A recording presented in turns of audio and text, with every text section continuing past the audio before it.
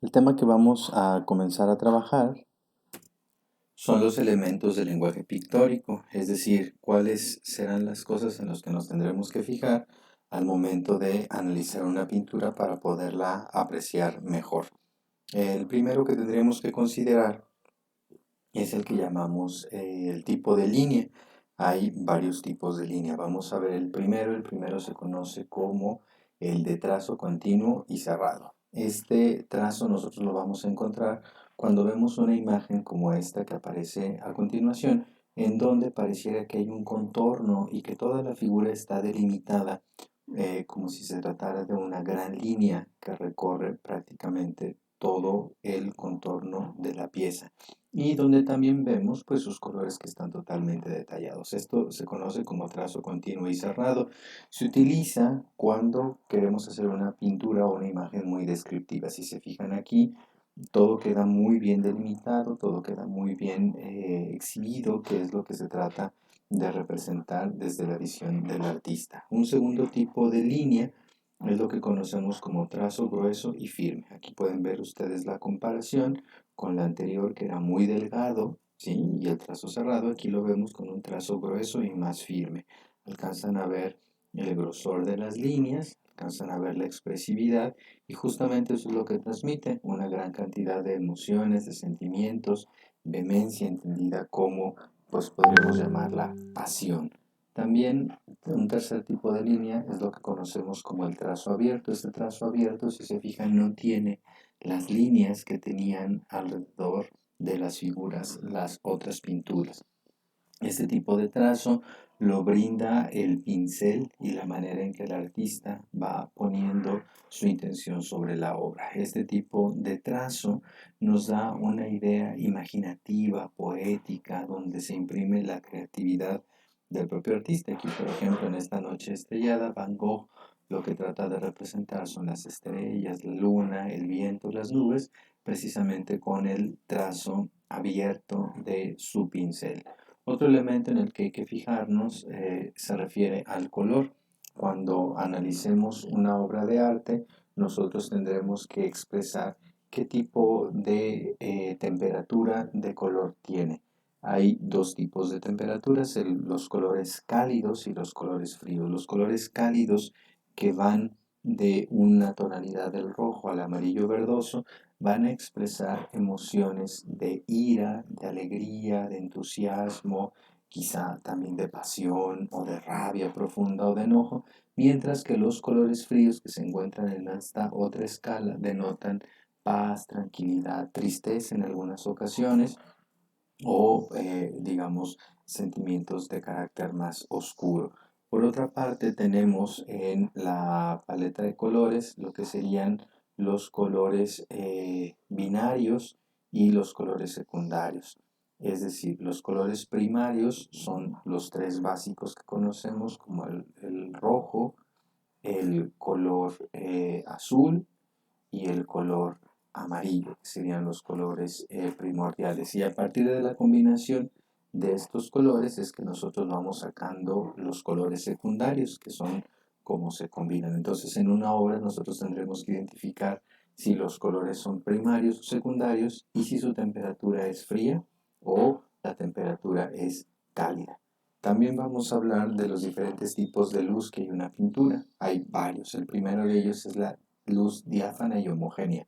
Esta sería el equivalente a una luz de día, es decir, vemos todo el entorno que se encuentra totalmente iluminado, que se encuentra como si fuera una luz al exterior y no hay ningún elemento que aparezca en sombra más que los que proyectarían los objetos a partir de su sombra de manera natural.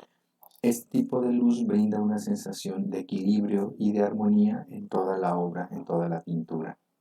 Otro tipo de luz es la que le llamamos la luz contrastada.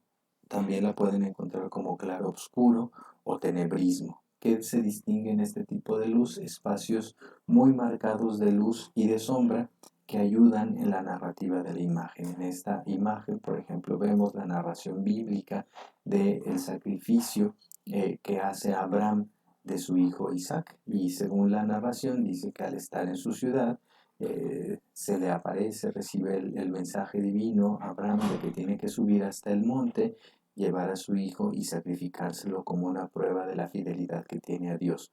El instante, justo en el momento en el que él va a degollar a su hijo, aparece un ángel, le sostiene la mano y le dice: tu fe ha sido probada, no mates a tu hijo, mata mejor al carnero que está ahí. Y si se fijan ustedes, los elementos que están iluminados son los elementos narrativos, o sea, nos habla la ciudad, Abraham, Isaac, el ángel y el carnero. Todo lo demás aparece en penumbra, que es este estilo del claroscuro. Este tipo de técnica de iluminación nos expresa dinamismo y también una gran expresividad dentro de la pintura.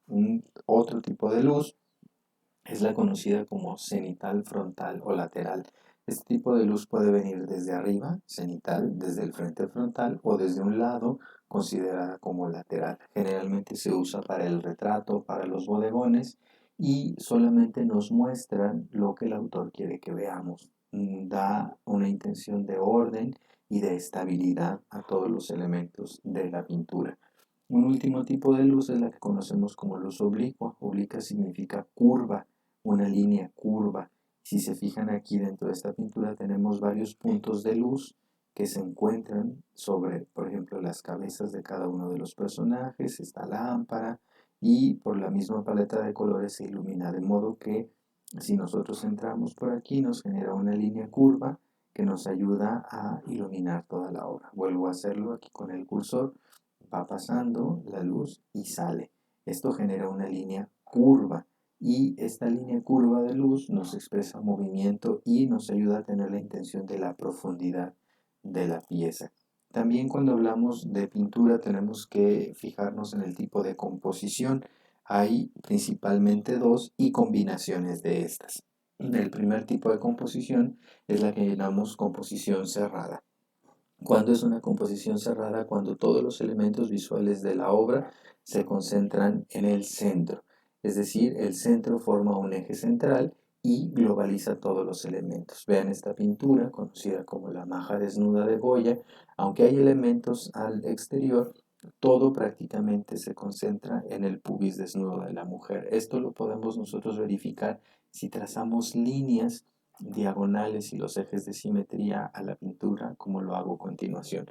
Si se fijan en este ejercicio, prácticamente la vista del espectador se concentra en el pubis desnudo de la mujer, ¿no? Lo vemos así y se acentúa cuando generamos estas líneas. Cuando todo se concentra en un mismo punto, le llamamos composición de tipo cerrada. Hay otro tipo de composición que es la contraria, que es la composición abierta, y se dice que es centrífuga porque todos los elementos huyen del centro del cuadro. Este tipo de composición se utiliza mucho en los estilos del manierismo y el barroco.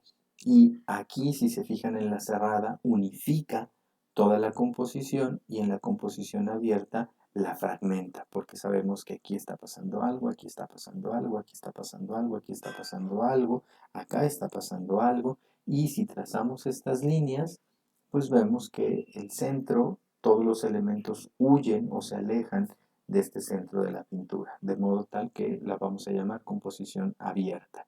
Otro tipo de composición es la que conocemos como composición piramidal, que en realidad es una variante de la composición cerrada. Si se fijan, todos los elementos convergen en el centro, pero tiene una forma de pirámide o de triángulo. Entonces la podríamos llamar que es composición piramidal cerrada. Otro tipo de composición es la que conocemos como la composición oblicua, que habíamos dicho que forma una línea curva a lo largo de todo el cuadro y que está presente en los objetos que encontramos ahí representados. Por ejemplo, si nosotros decidiéramos ingresar por este lado, vamos a ingresar, subimos, pasamos por el árbol, bajamos por el reloj, pasamos por este rostro y salimos aquí en la montaña. O al revés, podemos entrar desde acá, ¿sí? Y si se fijan, vamos generando una composición curva. Por supuesto, no sería una composición cerrada, sino con una composición abierta. Por lo tanto, le nombraríamos una composición oblicua y abierta. Enseguida tendríamos que hablar de los materiales pictóricos, que es lo que compone nuestra obra. Cuando hablamos de colorante o pigmento, es el color en su estado natural, es decir, cómo se extrae de la naturaleza. Podemos encontrar, por ejemplo, que el rojo en el México prehispánico se extraía de un insecto conocido como la cochinilla o la grana cochinilla. El azul se extraía de la piedra semipreciosa conocida como el lapislázuli.